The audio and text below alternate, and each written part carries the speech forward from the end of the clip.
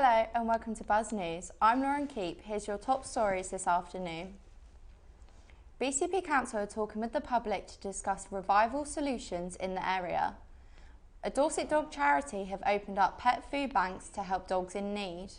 And plans for 16 houses to be built have been withdrawn after the retaliation of locals.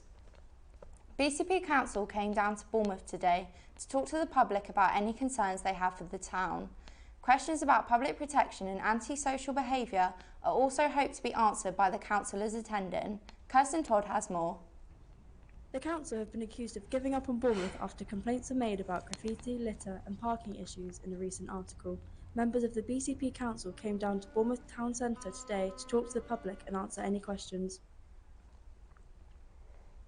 I mean, it is really disappointing to see some of the local media recently. You know, we work really hard, both in the council and as a partnership, to try and promote a safe and welcoming environment within Bournemouth Town Centre. What I would say is that a number of the stories that have gone out recently have potentially not been particularly factual, and there is going to be some further communications that will come out on those in due course, I'm sure.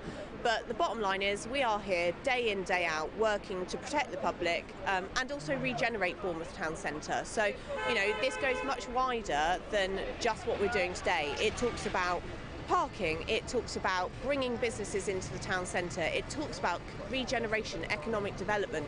You know, the big plan for Bournemouth Town Centre is a lot bigger than just a day of action, and there are a lot of things being delivered by our senior leaders and our strategic cabinet and our councillors to work to improve Bournemouth Town Centre for the long term. 12 pet food banks have opened in the last year thanks to charity Dorset Dogs. Their aim is to support families who are struggling to provide for their pets during the cost of living crisis. Molly Burnett has more. Dorset Dogs CIC is a not-for-profit charity which came from the Facebook page Dog Friendly Dorset, a community group to encourage interaction between dogs and their owners. Over the course of 2023, they opened 12 pet food banks, one for every month of the year. Nikki Crow, the founder of Dorset Dogs, spoke to me about the inspiration behind the need for the food banks. I didn't really know whether there would be much demand, and oh my gosh, there's such a cry out for more that we have just been setting up as many as possible to keep up with the demand, and that's why we've got 12 now across Dorset, and that is really sad because there is such a need. But it comes from, I think what has come out of it is this realization that when people were going to the food bank, they were using the food in their human parcel to feed their pets before themselves. A Weymouth food bank saw a 75% rise in demand over the 2023 Christmas period. Nikki says that the addition of the pet food banks has benefited those who need to use the food bank for themselves, as the ability to bring their dogs along has risen their confidence and provided a space for them to talk to someone when they're in need. Collaboration with food banks, human food banks and community fridges, and the people that have been going in there, now that they have like food provided for their pets, they're just so happy that the importance of their pets is being recognised as well. So we've also had people that come to the food bank because they can bring their pet as well for their food, and it's opened them up to talking more about what's going on at home and how their mental health is. And so it's had so much more benefit than we actually even realised at the beginning. Dorset Dogs hold many fundraising events to support these food banks, which you can find on their website and their social pages. Molly Burnett, Buzz News. Plans for 16 homes to be built at Jesmond Wood in Highcliffe have been withdrawn after backlash from residents. At the moment, the woodland is home to a wide range of wildlife, and people living nearby want to protect that.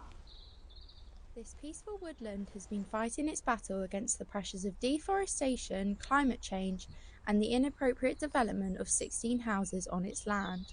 Christopher Bolstrone owns this woodland off of Jesmond Avenue, and after submitting plans for housing has received backlash from desperate community action group to save the sacrosanct woodland.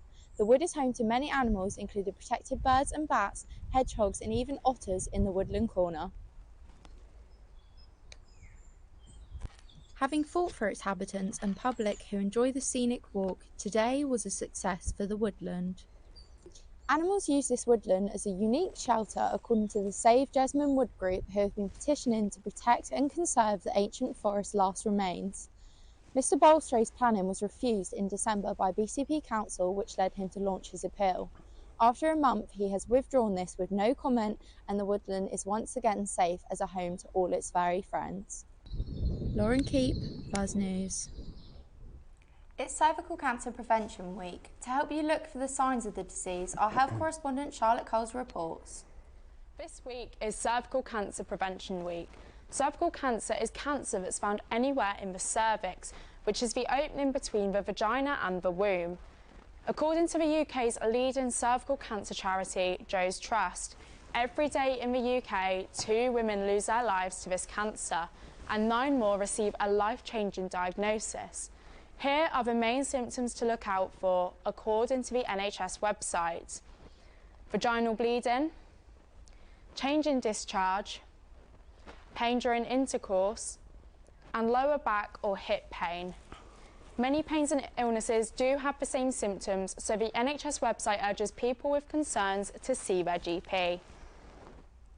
Toby Howe and Taylor Handel are now here with the Daily Sports News.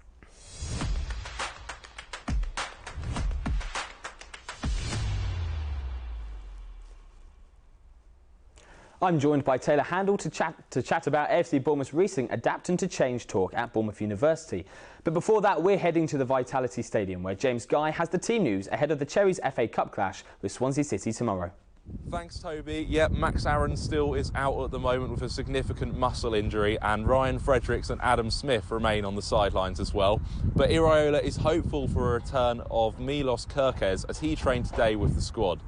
Tyler Adams is still recovering from a hamstring injury, but could be seen to return within the next few weeks. Semenyo is also flying home today, so he could potentially feature on the bench tomorrow night.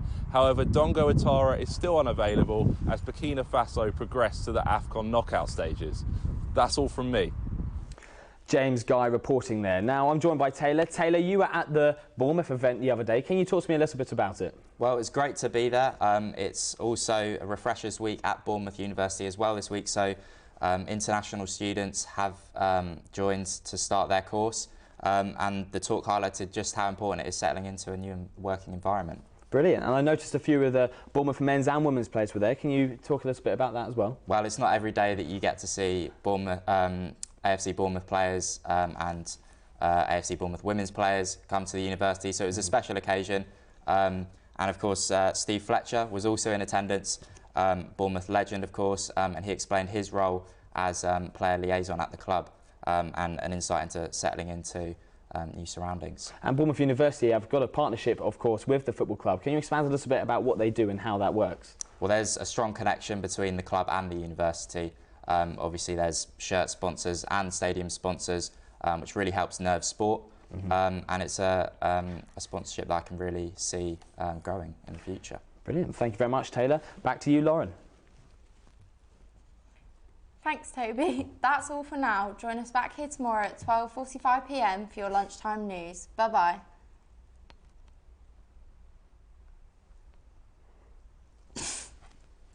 Hold on, was I in there? Nice.